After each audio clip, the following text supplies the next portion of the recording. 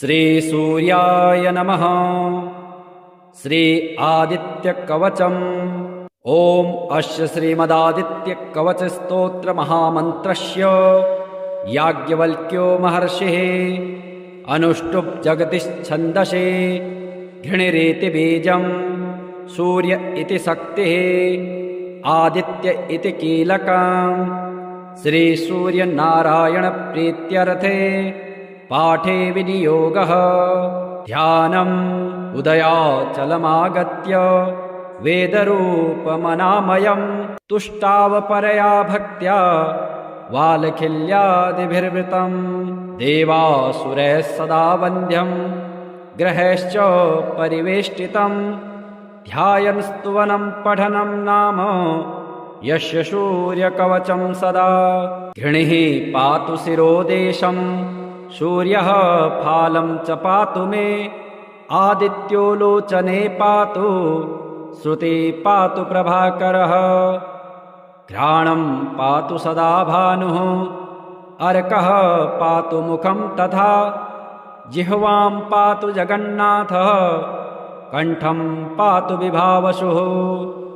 स्कन्धौ गृहपतिः पातु भुजौ पातु प्रभाकरः। अहस्करः पातु हस्तौ हृदयं पातु भानुमान्। मध्यं च पातु सप्ताश्वो नाभिं पातु नभो मणिः। द्वादशात्मा कटिं पातु सविता पातु शिक्किणी। ऊरू पातु सुरश्रेष्ठो जानुनी पातु भास्करः। जङ्घे पातु च मार्तण्डो गलं पातु त्विषाम्पतिः। पादो वृध्नः सदा पातु मित्रोऽपि सकलं वपुः। वेदत्रयात्मका स्वामिन् नारायण जगत्पते। अयातयामं तं किञ्चित् वेदरूपः प्रभाकरः। स्तोत्रेणानेन सन्तुष्टो वालखिल्यादिभिर्वृतः। साक्षाद् वेदमयो देवो रथारूढः समागतः। तं दृष्ट्वा सहसोत्थाय दण्डवत् प्रणमन् भुवि। कृताञ्जले पुटो भूत्वा सूर्यस्याग्रे स्थितस्तदा। वेदमूर्तिर्महाभागो ज्ञानदृष्टिर्विचार्य च ब्रह्मणा स्थापितं पूर्वं यातयाम विवर्जितम्। सत्त्वप्रधानं शुक्लाख्यं वेदरूपमनामयम्। शब्दब्रह्ममयं वेदं शतकर्म ब्रह्मवाचकम्। मुनिमध्यापयामास प्रथमं सविता स्वयं। तेन प्रथमदत्तेन वेदेन परमेश्वरः। याज्ञवल्क्यो मुनिश्रेष्ठः कृतकृत्यो भवत्तदा। ऋगादि सकलान् वेदान् ज्ञातवान् सूर्यसन्निधौ। इदं प्रोक्तं महापुण्यं पवित्रं पापनाशनं। यः पठेत् शृणुयात् वापि सर्वपापैः प्रमुच्यते। वेदार्थज्ञानसम्पन्नः सूर्यलोकमवाप्नुयात्। श्रीसूर्य उवाच साम्ब साम्ब महाबाहो शृणु मे कवचं शुभं। त्रैलोक्यमङ्गलं नाम कवचं परमाद्भुतम्। यज्ञात्वा मन्त्रवित् सम्यक् फलं प्राप्नोति निश्चितं।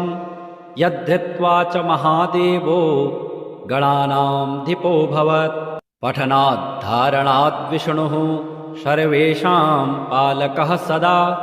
एवमिन्द्रादयः सर्वे सर्वैश्चर्यमवाप्नुयुः। कवचस्य ऋषिर्ब्रह्मा छन्दोनुष्टुबुधाहृतः। श्रीसूर्यो देवताच्चात्र सर्वदेव नमस्कृतः। यश आरोग्यमोक्षेषु विनियोगः प्रकीर्तितः। प्रणवो मे शिरः पातु घृणिर्मे पातु भालकम्। सूर्यो व्यान्नयन् द्वन्द्वमादित्यः करणयुग्मकम्। अष्टाक्षरो महामन्त्रः सर्वाभीष्टफलप्रदः। ह्रीं बीजं मे मुखं पातु हृदयं भुवनेश्वरी चन्द्रबिम्बं विंशदाद्यं पातु मे गुह्यदेशकम् अक्षरोषो महामन्त्रः सर्वतन्त्रेषु गोपितः शिवो वह्निशमायुक्तो वामाक्षी बिन्दुभूषितः एकाक्षरो महामन्त्रः श्रीसूर्यस्य प्रकीर्तितः गुह्यात् गुह्यतरो मन्त्रो वाञ्छाचिन्तामणिः स्मृतः शीर्षादिपादपर्यन्तं सदा पातु मनुत्तमः इति ते कथितं दिव्यं त्रिषु लोकेषु दुर्लभम् श्रीपदं कान्तिदं नित्यं धनारोग्यविवर्धनं कुष्ठादिरोगशमन महाव्याधिविनाशन त्रिसन्ध्यं यः पठेन्नित्यमरोगे बलवान् भवेत् बहुना किमिहोक्तेन यद्यन्मनसि वर्तते ततत्सर्वं भवेत्तस्य कवचस्य च धारणात् भूतप्रेतपिशाचाश्च यक्षगन्धर्वराक्षसः ब्रह्मराक्षसवेताला न द्रष्टुमपि तं क्षमः दूरादेव पलायन्ते तस्य सङ्कीर्तनादपि भूर्जपत्रे समालिख्य रोचना गुरुकुङ्कुमः रविवारे च सङ्क्रान्त्यां सप्तम्यां च विशेषतः धारयेत् साधकश्रेष्ठ श्रीसूर्यस्य प्रियो भवेत् त्रिलोहमध्यगं कृत्वा धारयेत् दक्षिणे करे शिखायामथवा कण्ठे सोऽपि सूर्यो न संशयः इति ते कथितं साम्ब त्रैलोक्यमङ्गलाभिधं कवचं दुर्लभं लोके तव स्नेहात् प्रकाशितम् आज्ञात्वा कवचं दिव्यं यो जपेत् सूर्यमुत्तमम् सिद्धिर्न जायतेस्तस्य कल्पकोटिशतैरपि नवग्रहाणां सर्वेषां सूर्यादीनां पृथक् पृथक् पीडा च दुःसहाराजन् जायते सततं नृणाम् पीडानाशाय राजेन्द्र नामानि शृणु भास्वतः सूर्यादीनां च सर्वेषां पीडा नश्यन्ति शृण्वतः ॐ आदित्यसविता सूर्यः पूषार्कः शीघ्रगो रविः भगवस्त्वष्टार्यमाहंसो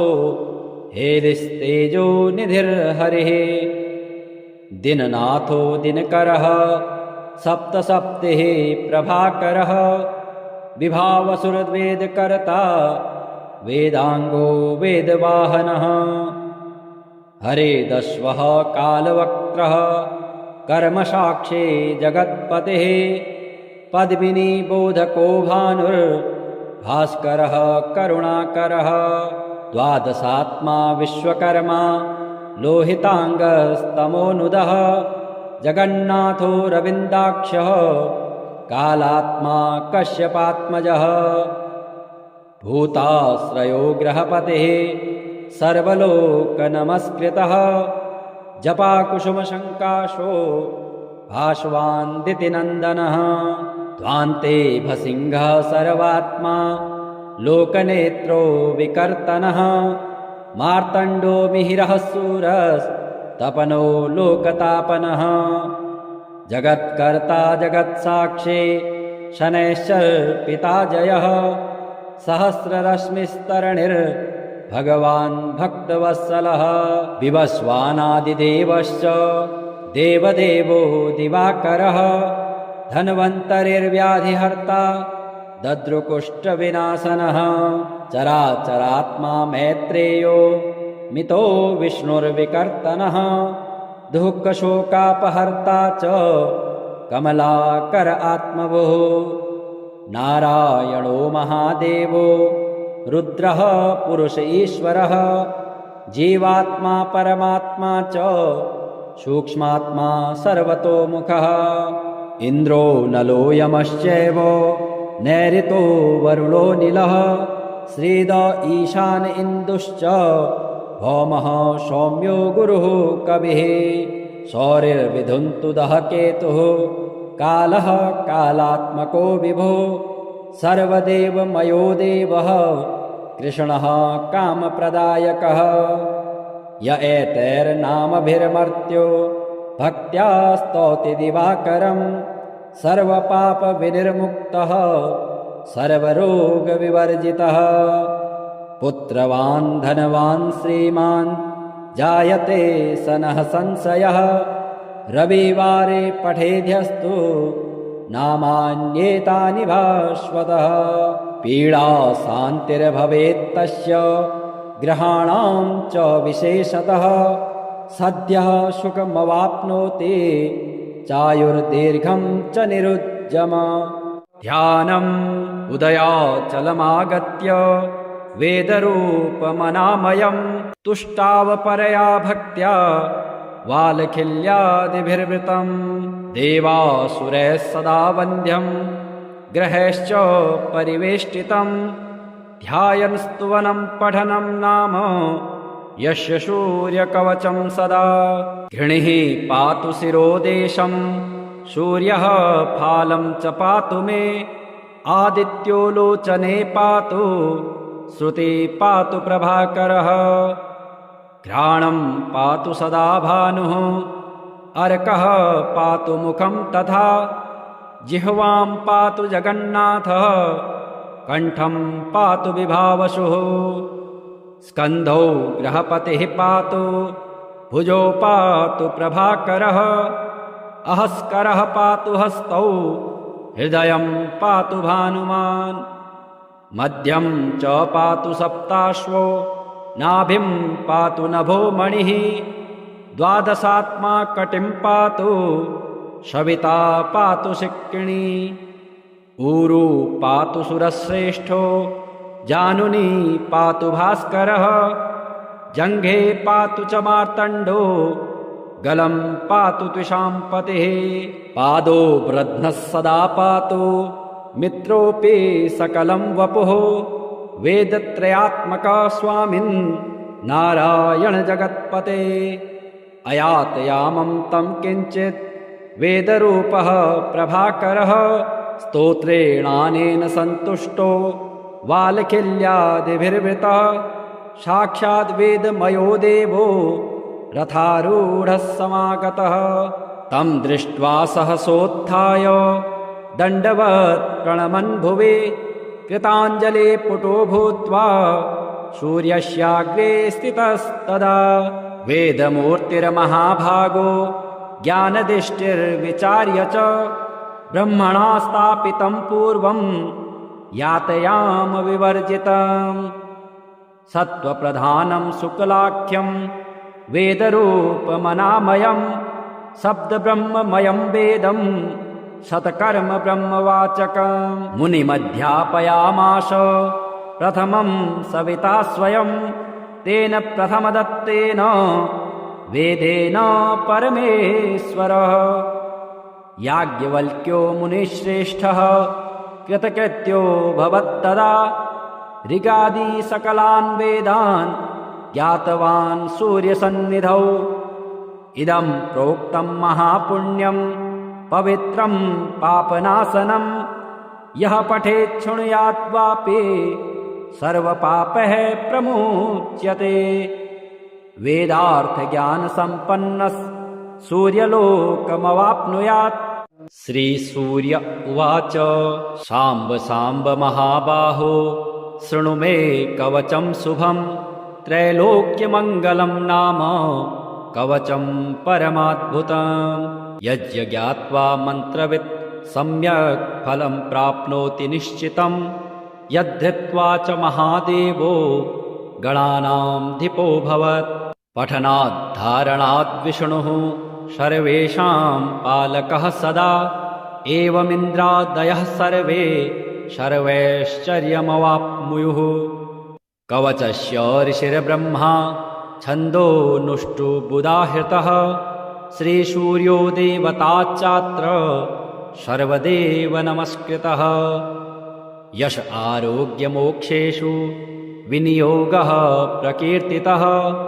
प्रणवो मे शिरः पातु घिणिर्मे पातु बालकाम् सूर्यो व्यान्नयन् द्वन्द्वमादित्यः कर्णयुग्मकम् अष्टाक्षरो महामन्त्रः सर्वाभीष्टफलप्रदः ह्रीं बीजं मे मुखं पातु हृदयं भुवनेश्वरी चन्द्रबिम्बं विंशदाद्यं पातु मे गुह्यदेशकम् अक्षरोषो महामन्त्रः सर्वतन्त्रेषु गोपितः शिवो वह्नि समायुक्तो वामाक्षी बिन्दुभूषितः एकाक्षरो महामन्त्रः श्रीसूर्यस्य प्रकीर्तितः गुह्यात् गुह्यतरो मन्त्रो वाञ्छाचिन्तामणिः स्मृतः शीर्षादिपादपर्यन्तं सदा पातु मनुत्तमः इति ते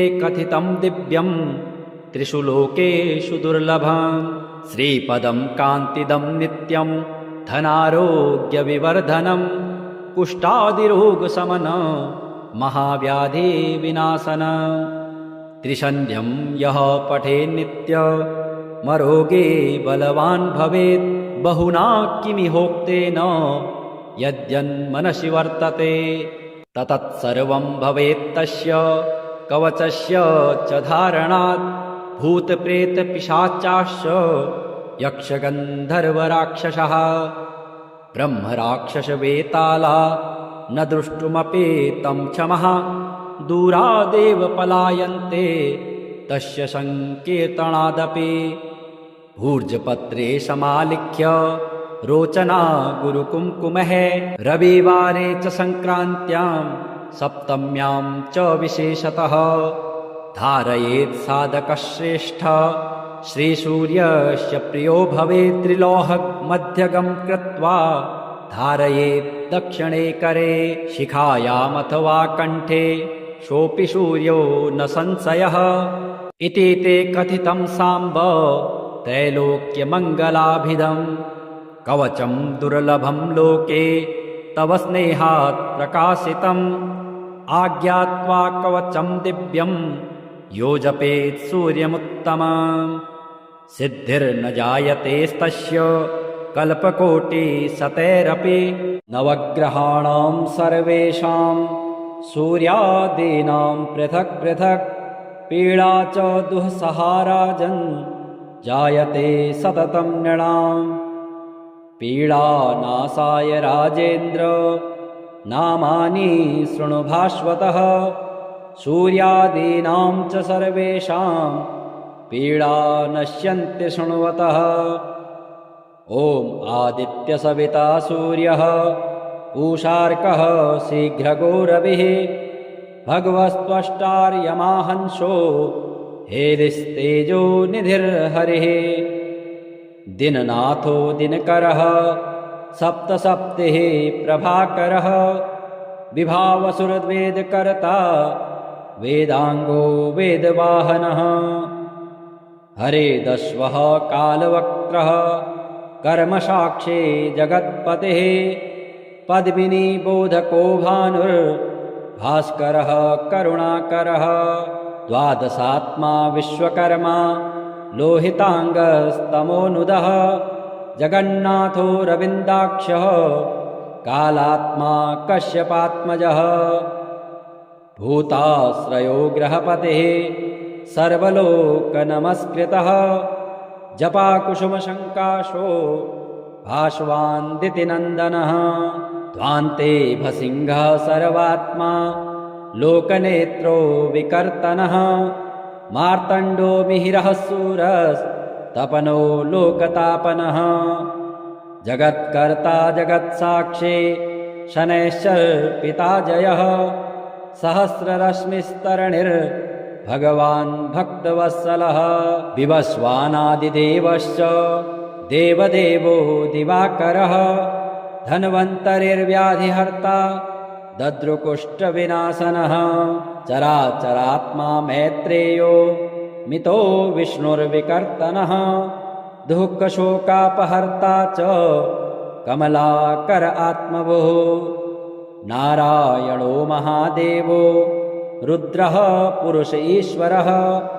जीवात्मा परमात्मा च सूक्ष्मात्मा सर्वतोमुखः इन्द्रो नलो यमश्चैव नैऋतो वरुणो नीलः श्रीद ईशान इन्दुश्च भौमः सौम्यो गुरुः कविः सौरिर्विधुन्तुदः केतुः कालः कालात्मको विभो सर्वदेवमयो देवः कृष्णः कामप्रदायकः य एतैर्नामभिर्मर्त्यो भक्त्या स्तौति दिवाकरं सर्वपापविनिर्मुक्तः सर्वरोगविवर्जितः पुत्रवान् धनवान् श्रीमान् जायते सनः संशयः रविवारे पठेद्यस्तु नामान्येतानि भास्वतः पीडा शान्तिर्भवेत्तस्य ग्रहाणां च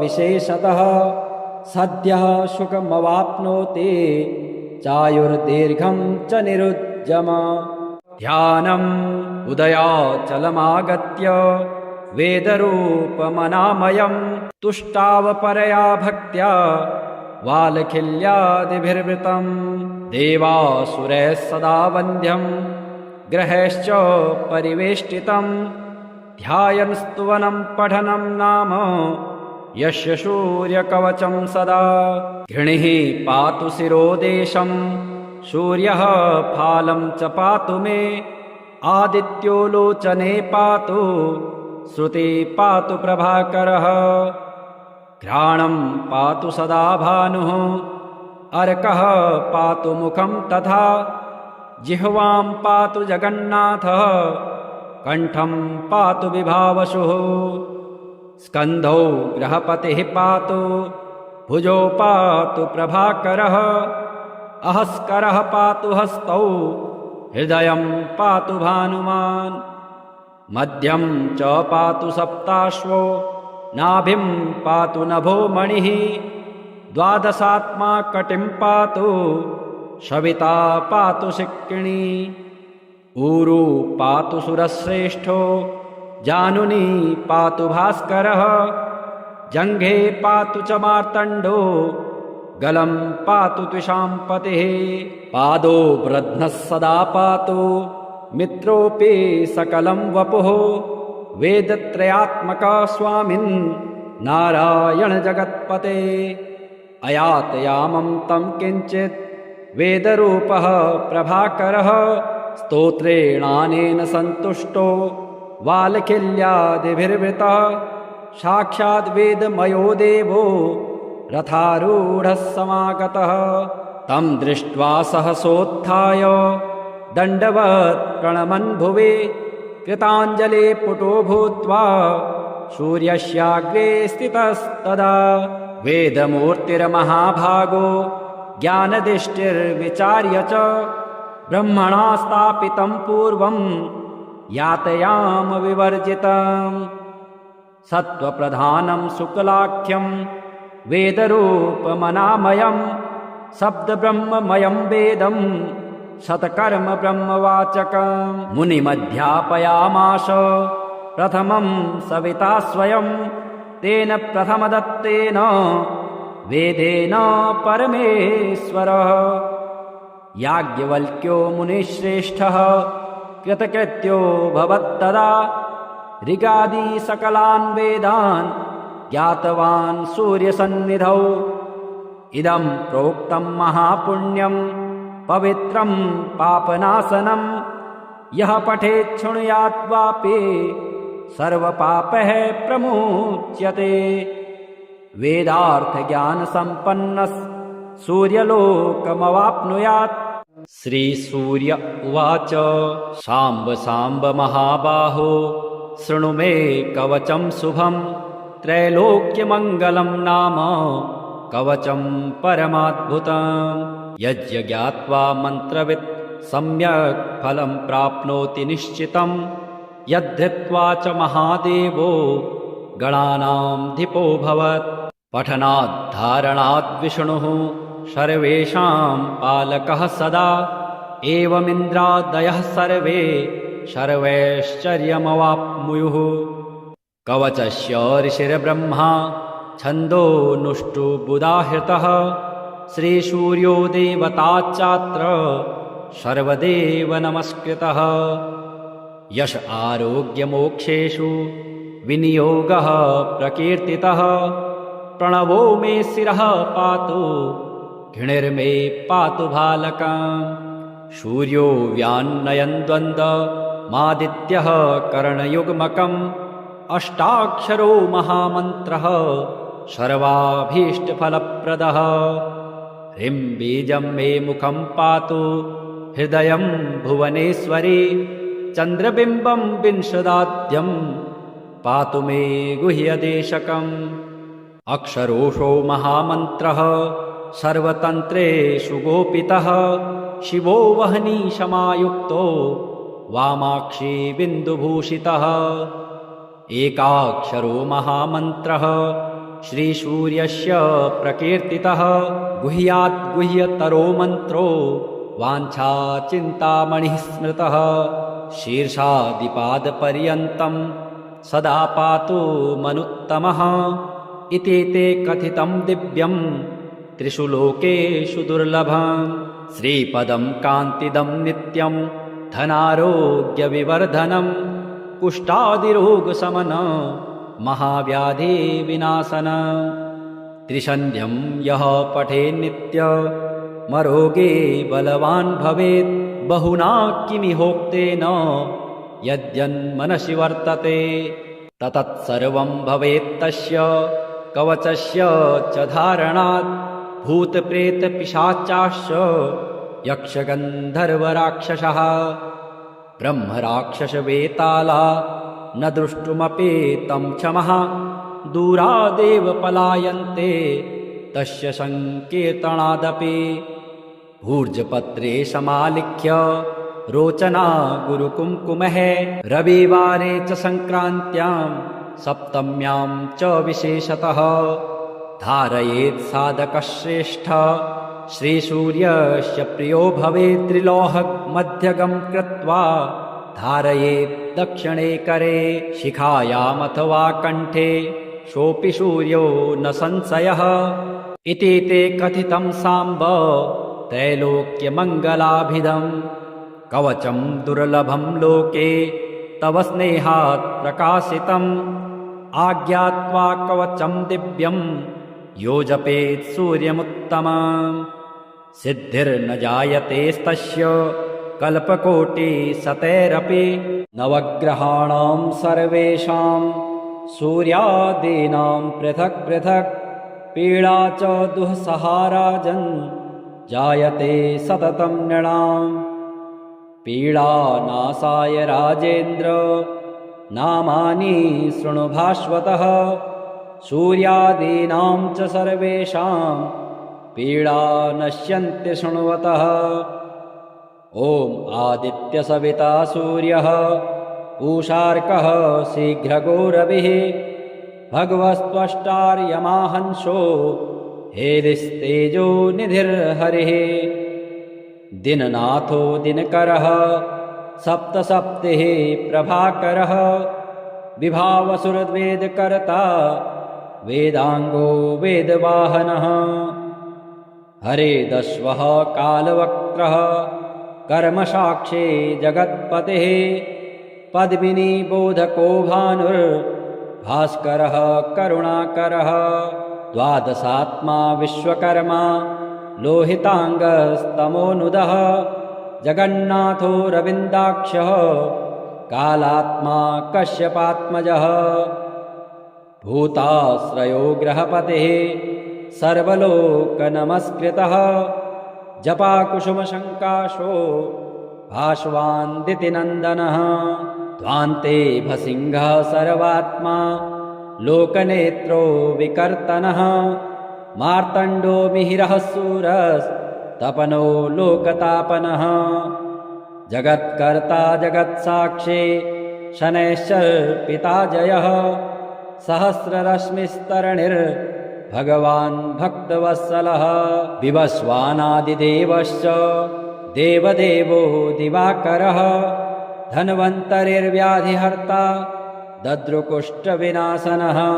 चराचरात्मा मैत्रेयो मितो विष्णुर्विकर्तनः दुःखशोकापहर्ता च कमलाकर आत्मभुः नारायणो महादेवो रुद्रः पुरुष ईश्वरः जीवात्मा परमात्मा च सूक्ष्मात्मा सर्वतोमुखः इन्द्रो नलो यमश्चैव नैऋतो वरुणो नीलः श्रीद ईशान इन्दुश्च भौमः सौम्यो गुरुः कविः सौरिर्विधुन्तुदः केतुः कालः कालात्मको विभुः सर्वदेवमयो देवः कृष्णः कामप्रदायकः य एतैर्नामभिर्मर्त्यो भक्त्या स्तौति दिवाकरम् सर्वपापविनिर्मुक्तः सर्वरोगविवर्जितः पुत्रवान् धनवान् श्रीमान् जायते सनः संशयः रविवारे पठेद्यस्तु नामान्येतानि भास्वतः पीडा शान्तिर्भवेत्तस्य ग्रहाणां च विशेषतः सद्यः सुखमवाप्नोति चायुर्दीर्घं च निरुज्जम ध्यानम् उदयाचलमागत्य वेदरूपमनामयं तुष्टावपरया भक्त्या वालखिल्यादिभिर्वृतं देवासुरैः सदा वन्द्यं ग्रहैश्च परिवेष्टितं ध्यायन् स्तुवनं पठनं नाम यस्य सूर्यकवचं सदा घृणिः पातु शिरोदेशं सूर्यः फालं च पातु मे आदित्यो लोचने पातु श्रुति पातु प्रभाकरः घ्राणं पातु सदा भानुः अर्कः पातु मुखं तथा जिह्वां पातु जगन्नाथः कण्ठं पातु विभावसुः स्कन्धौ गृहपतिः पातु भुजौ पातु प्रभाकरः अहस्करः पातु हस्तौ हृदयं पातु भानुमान् मध्यं च पातु सप्ताश्वो नाभिं पातु नभो मणिः द्वादशात्मा कटिं पातु सविता पातु शिक्किणी ऊरू पातु सुरश्रेष्ठो जानुनी पातु भास्करः जङ्घे पातु च मार्तण्डो गलं पातु त्विषाम्पतिः पादो ब्रध्नः सदा पातु मित्रोऽपि सकलं वपुः वेदत्रयात्मका स्वामिन् नारायण जगत्पते अयातयामं तं किञ्चित् वेदरूपः प्रभाकरः स्तोत्रेणानेन सन्तुष्टो वालखिल्यादिभिर्वृतः साक्षाद् वेदमयो देवो रथारूढः समागतः तं दृष्ट्वा सहसोत्थाय दण्डवत् प्रणमन् भुवि कृताञ्जले पुटो भूत्वा सूर्यस्याग्रे स्थितस्तदा वेदमूर्तिर्महाभागो ज्ञानदिष्टिर्विचार्य च ब्रह्मणा स्थापितं पूर्वं यातयाम विवर्जितं सत्त्वप्रधानं शुक्लाख्यं वेदरूपमनामयं शब्दब्रह्ममयं वेदं शतकर्म ब्रह्मवाचकं मुनिमध्यापयामास प्रथमं सविता स्वयं तेन प्रथमदत्तेन वेदेन परमेश्वरः याज्ञवल्क्यो मुनिश्रेष्ठः कृतकृत्यो भवत्तदा ऋगादि सकलान् वेदान् ज्ञातवान् सूर्यसन्निधौ इदं प्रोक्तं महापुण्यं पवित्रं पापनाशनं यः पठेत् शृणुयात् वापि सर्वपापैः प्रमुच्यते वेदार्थज्ञानसम्पन्नः सूर्यलोकमवाप्नुयात् श्रीसूर्य उवाच साम्ब साम्ब महाबाहो शृणु मे कवचं शुभं त्रैलोक्यमङ्गलं नाम कवचं परमाद्भुतं यज्ञात्वा मन्त्रवित् सम्यक् फलं प्राप्नोति निश्चितं यद्धृत्वा च महादेवो गणानामधिपोऽभवत्। पठनाद्धारणाद् विष्णुः सर्वेषां पालकः सदा। एवमिन्द्रादयः सर्वे सर्वैश्चर्यमवाप्नुयुः। कवचस्य ऋषिर्ब्रह्मा छन्दोनुष्टुबुधाहृतः। श्रीसूर्यो देवताच्चात्र सर्वदेव नमस्कृतः। यश आरोग्यमोक्षेषु विनियोगः प्रकीर्तितः। प्रणवो मे शिरः पातु घृणिर्मे पातु भालकम्। सूर्यो व्यान्नयन् द्वन्द्वमादित्यः कर्णयुग्मकम्। अष्टाक्षरो महामन्त्रः सर्वाभीष्टफलप्रदः। ह्रीं बीजं मे मुखं पातु हृदयं भुवनेश्वरी। चन्द्रबिम्बं विंशदाद्यं पातु मे गुह्यदेशकम्। अक्षरोषो महामन्त्रः सर्वतन्त्रेषु गोपितः। शिवो वह्नि समायुक्तो वामाक्षी बिन्दुभूषितः। एकाक्षरो महामन्त्रः श्रीसूर्यस्य प्रकीर्तितः। गुह्यात् गुह्यतरो मन्त्रो वाञ्छाचिन्तामणिः स्मृतः। शीर्षादिपादपर्यन्तं सदा पातु मनुत्तमः। इति ते कथितं दिव्यं त्रिषु लोकेषु दुर्लभम्। श्रीपदं कान्तिदं नित्यं धनारोग्यविवर्धनम्। कुष्ठादिरोगशमनं महाव्याधिविनाशनम्। त्रिसन्ध्यं यः पठेन्नित्यमरोगे बलवान् भवेत्। बहुना किमिहोक्तेन यद्यन्मनसि वर्तते ततत्सर्वं भवेत्तस्य कवचस्य च धारणात्। भूतप्रेतपिशाचाश्च यक्षगन्धर्वराक्षसः ब्रह्मराक्षसवेताला न द्रष्टुमपि तं क्षमः। दूरादेव पलायन्ते तस्य सङ्कीर्तनादपि। भूर्जपत्रे समालिख्य रोचना गुरुकुङ्कुमः। रविवारे च सङ्क्रान्त्यां सप्तम्यां च विशेषतः धारयेत् साधकश्रेष्ठ। श्रीसूर्यस्य प्रियो भवेत्। त्रिलोहमध्यगं कृत्वा धारयेत् दक्षिणे करे। शिखायामथवा कण्ठे सोऽपि सूर्यो न संशयः। इति ते कथितं साम्ब त्रैलोक्यमङ्गलाभिधम्। कवचं दुर्लभं लोके तव स्नेहात् प्रकाशितम्। आज्ञात्वा कवचं दिव्यं यो जपेत् सूर्यमुत्तमम्। सिद्धिर्न जायतेस्तस्य कल्पकोटिशतैरपि। नवग्रहाणां सर्वेषां सूर्यादीनां पृथक् पृथक्। पीडा च दुःसहाराजन् जायते सततं नृणाम्।